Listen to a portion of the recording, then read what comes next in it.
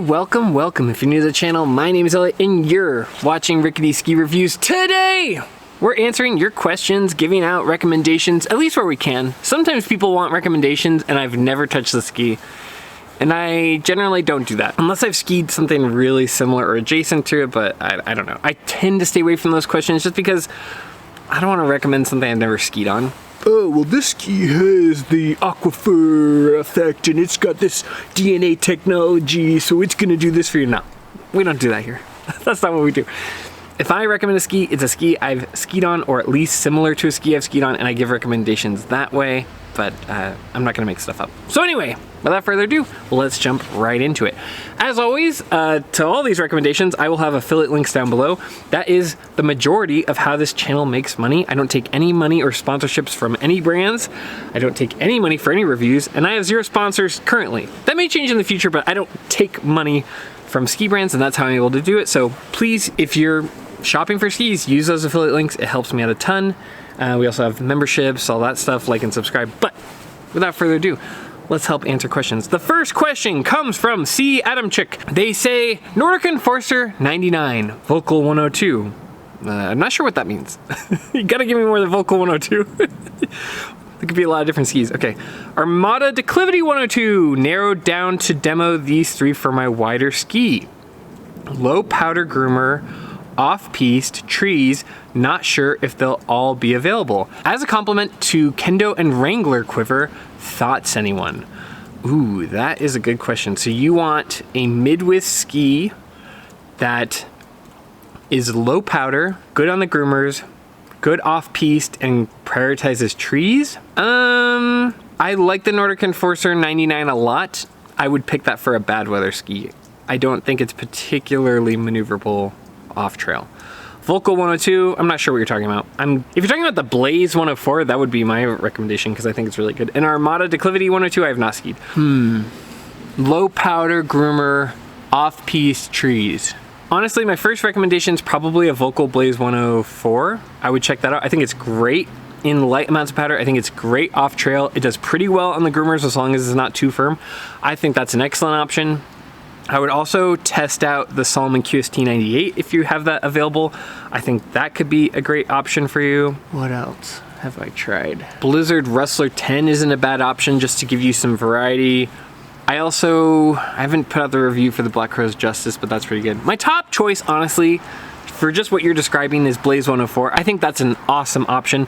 I would also check out the Salomon QST 98, and those would kind of be my top picks for an off-trail tree ski in light amounts of powder. You could also try out the Atomic Bent 100. You might find that really suits you, but those would be my top 3 choices, just in things to try and where you want to go and things that are going to kind of round out what you already have. I like the Nordic Enforcer 99, especially 2025 and newer, but you already have a Vocal Kendo for bad weather, and it doesn't really describe what you're looking to have it do. I think if it was my choice off trail, that Blaze 104 would be killer. And the QST might be the right kind of surfy for your ski style. Atomic Bent 100 you may find is really fun. It just depends on what your priority is there. But those would be my top choices. You could try out Black Crow's Justis if you can get your hands on it. I really enjoyed that ski, but your mileage may vary.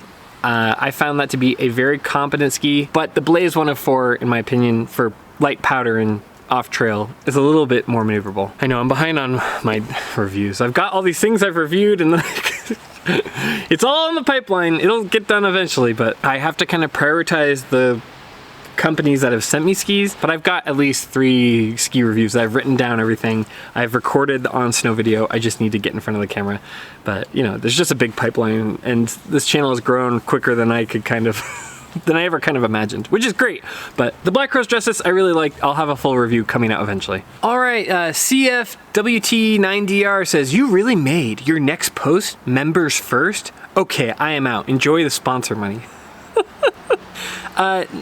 No, when I shoot reviews, they take multiple days, right? Because you have on snow, off snow, time for editing. Essentially what happens is I will post videos, especially on the weekend, when I get ahead of schedule. I'll post them like a day early for members, and that's like that is a reward of being a member. It doesn't mean that you're not getting to see the video. All of my content's free and on the channel, and I make it accessible to everyone. But for members that pay a few dollars a month, I want them to also have a benefit. So sometimes when I get done editing early, I will almost always post my video early for channel members. Sometimes it's a day, sometimes it's a few hours, but you know, that's just a small perk, but you're still gonna have access to all my content.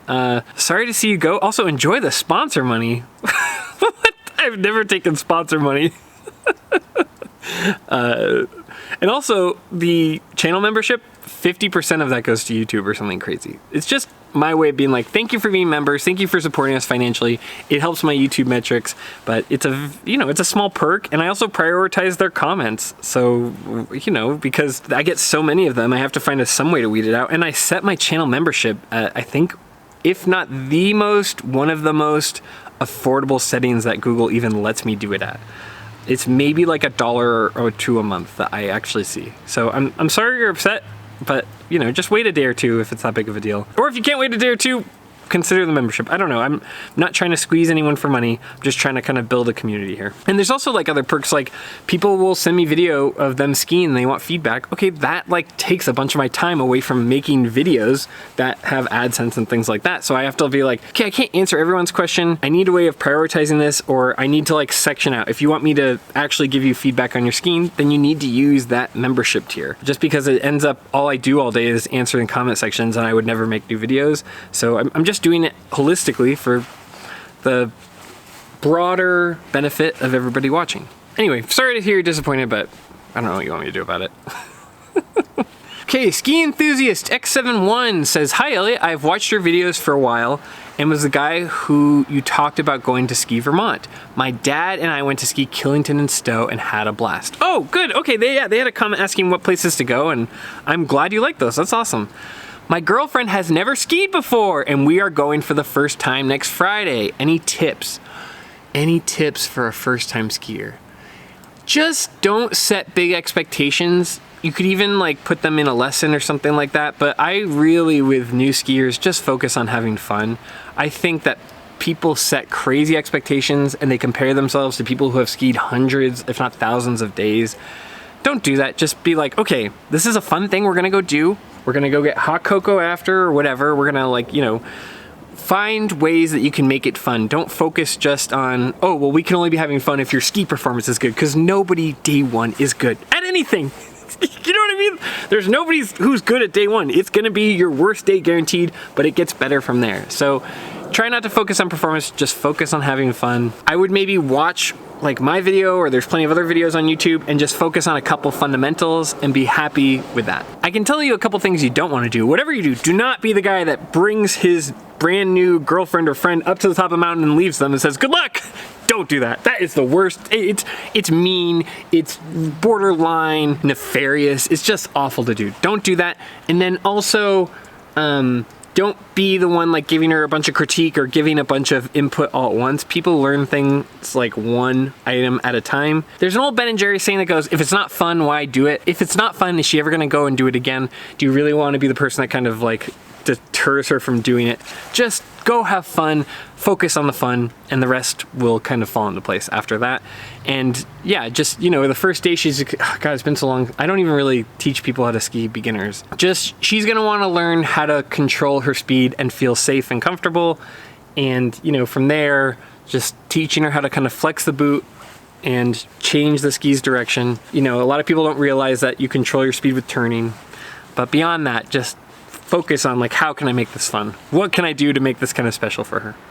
Great question. Oscar Baldizon says, seems like you've moved away from when you were telling us all our skis are too long. Are you no longer interested in 88 width skis in 176 centimeter length? I know you still got your old Maverick 88s in 176, but most of your recent high 80 waist skis reviews seem to be in longer 180 centimeter lengths. Should I start looking at a top of my head lengths for carving front side skis? I thought that length was better for wide powder skis. Yeah, that's true. Okay, I will say that as I've been skiing more and feeling more confident, basically I took 4 or 5 years off from skiing or skiing seldomly because I had young kids. And as I was working my way back into the sport, I did enjoy the 176, and I do still kind of like it for just quick maneuverable turns. But the other day I was back skiing on my Atomic Maverick 88 Ti, and I did feel like maybe I wanted something a little bit longer. I think that as I'm getting more comfortable at high speeds, or more comfortable at like really loading up the ski or just skiing more aggressive lines, I am finding that I'm starting to tip a little bit over the front of the 176. The general advice from my length video, I think, is still rings true. You have to pick it for what it's doing. You know, so for skiing with kids and doing quick turns, it was a good length. But now as I'm getting more competent and feeling a little more comfortable at higher speeds and just being able to load up my boots more, I am enjoying the 180 centimeter length and higher for me. Granted, I'm still 6'1", so I'm, you know, a little bit on the taller side, and I'm a bigger guy in general.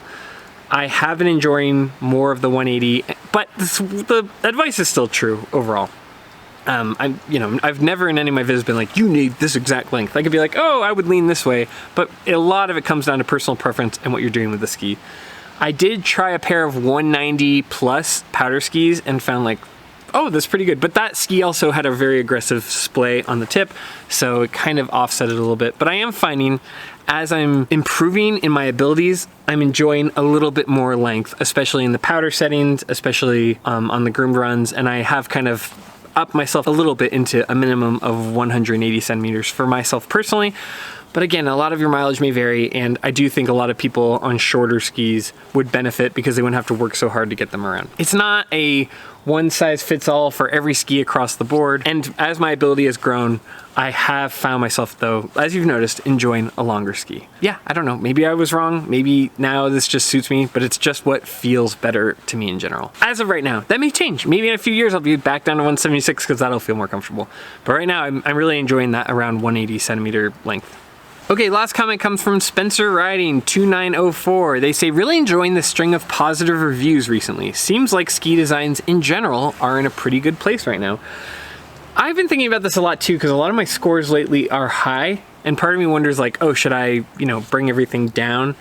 But the truth, honestly, is that the scores are high right now because a lot of what people are sending me are their best skis, right? With Salomon, with Vocal, they're sending me kind of their best stuff, and then I'm prioritizing that. The Stokely Monroe AR, their new redesign, they sent me that because they're really proud of it. And brands, I think, are less likely to send me stuff that is long in the tooth, or they're about to get rid of, or is a design that maybe they're not that crazy about, or is for more intermediate skiers.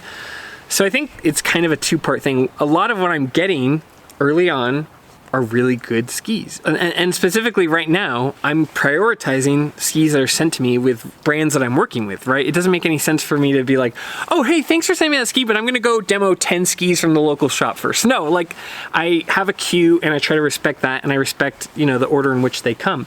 So a lot of what's coming is people's skis that they're really proud of, that they're really excited about, and that's kind of what's going first. And then later what's gonna come down the line is more demo skis and skis that maybe I'm less excited about.